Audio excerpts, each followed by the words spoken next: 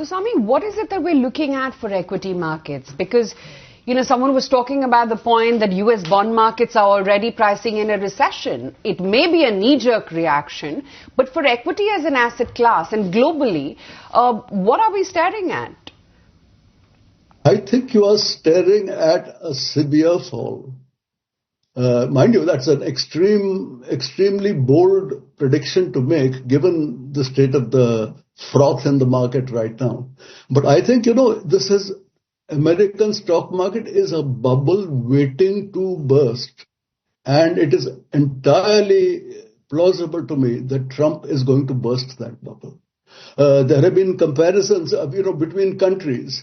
You can have comparisons of valuations on various metrics. One of them is price to book, cyclically adjusted.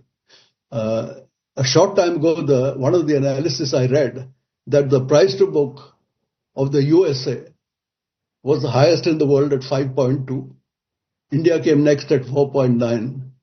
Third was Japan, all the way down at 1.8. Britain at 1.6. China at 1.3. Korea at 1.0. Hong Kong at 0.8. So, that gives you an idea. The USA is so far ahead of the others in terms of valuation. Is there not a chance of not just a small but a disastrous fall? To me, this has now become plausible. Markets have a momentum. Once panic sets in, a bubble can absolutely burst very badly instead of just a gradual release of the gas.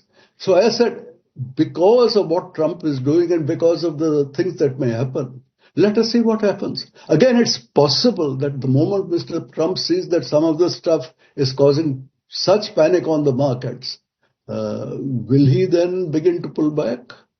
It's very difficult to know what this man is going to go for. As of now, it looks as though he is out to smash everybody in sight and boast to the Americans, I have smashed them all in order to make America great again.